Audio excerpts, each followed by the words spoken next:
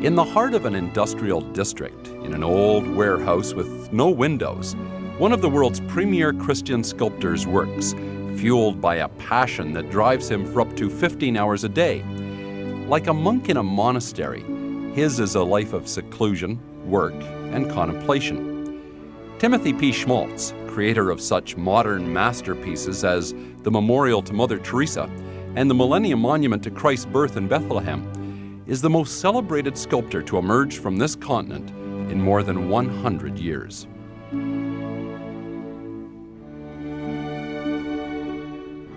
From this intimate portrait of Joseph and child to the enormous national mining monument for the city of Sudbury, Ontario, Canada, Tim's body of work is as expansive and diverse as his worldwide following.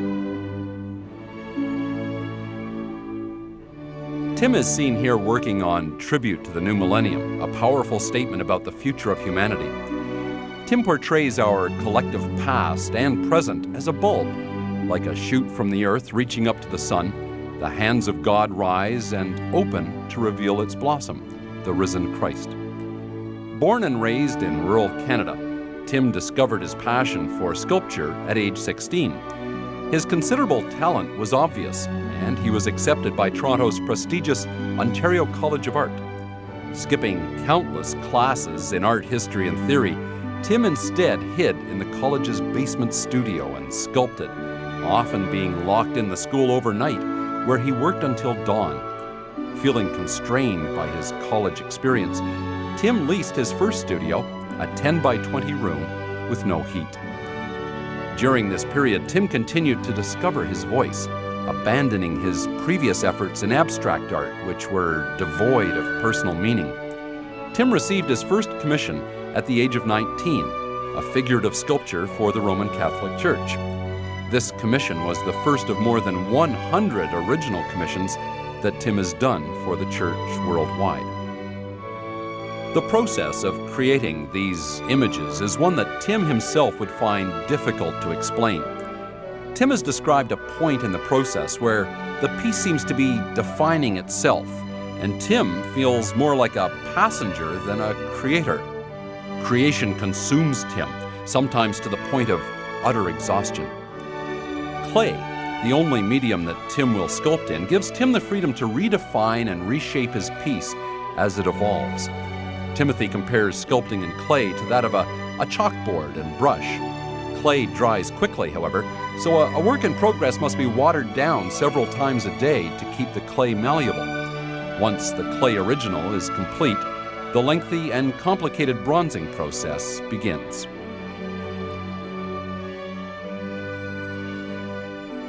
The sculpture shown here, entitled Deliverance, challenges the common perceptions of the resurrection. In this sculpture, Tim explores Christ's transformation from the human to the divine and eternal.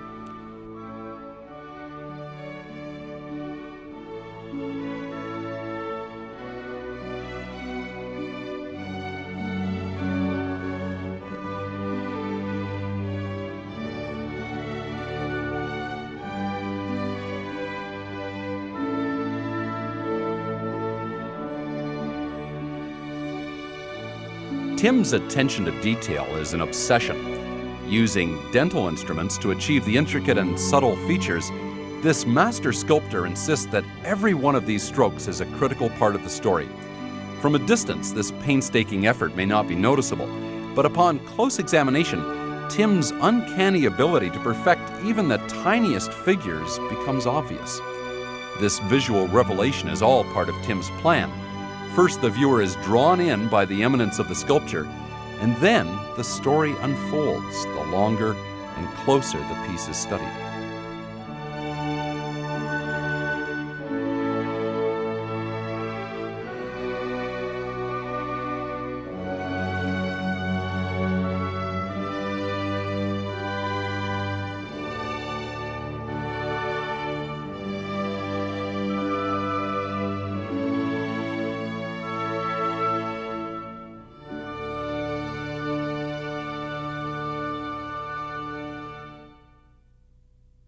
Saint Therese, the Little Flower, arguably one of the most beloved Catholic saints of all time, is revered for her inspired writings. Tim depicts her writings as they take on a life of their own, rising from her page as angels and ascending into heaven, depicted as a rose, a symbol of love, beauty, and perfection. In 1996, Tim sculpted his most famous piece to date, a tribute to the Holy Family, entitled A Quiet Moment.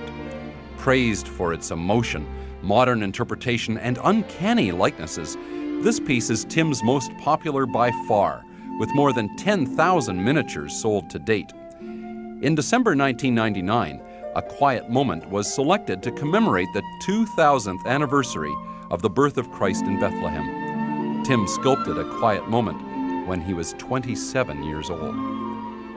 At over 6 feet tall and 8 feet wide, this bronze sculpture will be the largest monument in the Holy Land.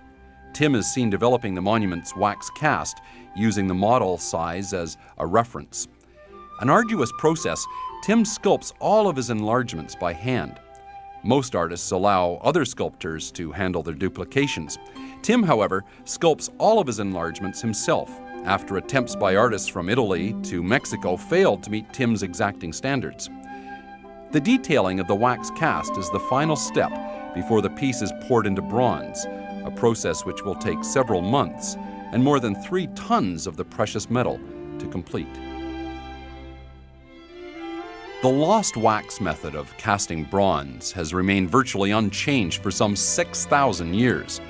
Although technology has contributed some refinements to the process, it has yet to invent a more perfect method for casting bronze.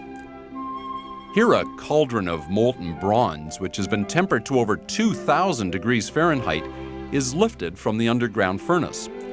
The wax cast that Tim has worked on has been sectioned so that it can be bronzed in manageable pieces and reassembled later. The hollow mold of one piece has been buried within a cement block to protect it from disintegrating under the intense heat. The molten bronze is shown here being poured into the cement block, where it will be left to cool.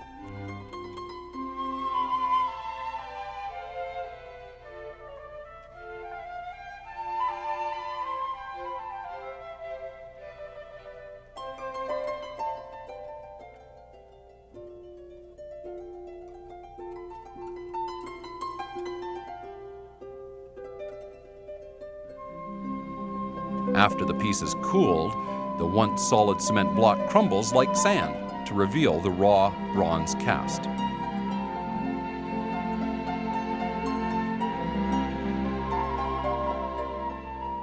The individual sections are now reassembled by bronze welding them together.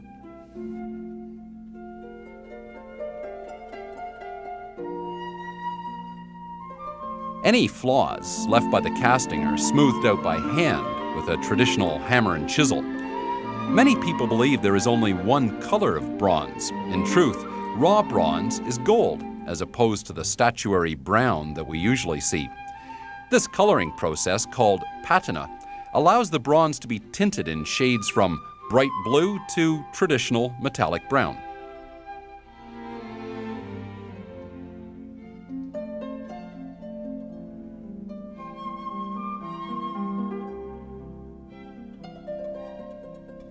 While any of Tim's assistants can certainly handle polishing the finished product, that is a job that Tim takes great pleasure in performing himself.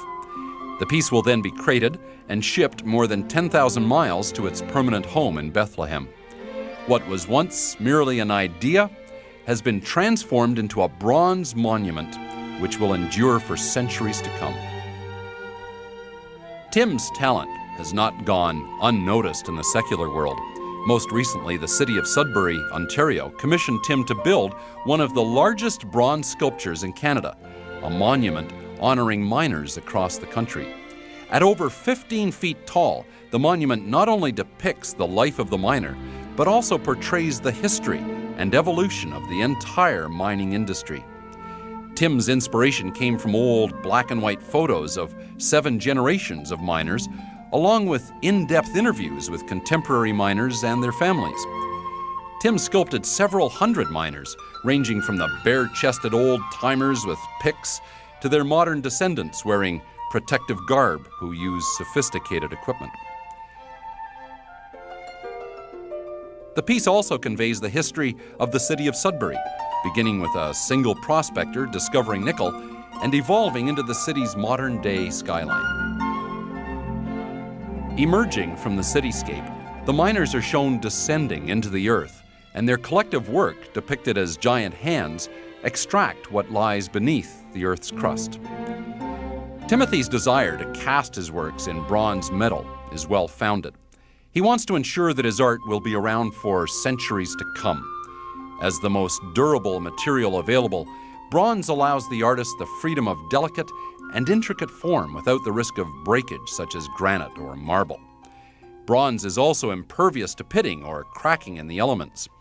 Perhaps one of the most attractive qualities about bronze is the impression it leaves with the viewer, that it is in fact fine art. In this era of white plastic catalog statues, bronze makes a statement of quality, elegance, and permanence. Tim's early teachers attempted to corral him into the abstract art field, since abstract art is more popular and therefore more saleable. Tim has railed against abstract art, stating that art must speak to lay people and art scholars alike. Timothy also believes that much of today's corporate and public art reflects a politically correct climate where the language of abstract art is so impossible for the general public to interpret that it has become the safe alternative. Timothy also understands that most modern artists resort to shocking the public to get a reaction to an otherwise illegible work of art. Figurative art is a universal language where Tim can explore and express various stages of the human experience: love, conflict, pain, or spirituality. Tim believes that every piece he creates must reflect a certain integrity and talent, skill, meaning, and message.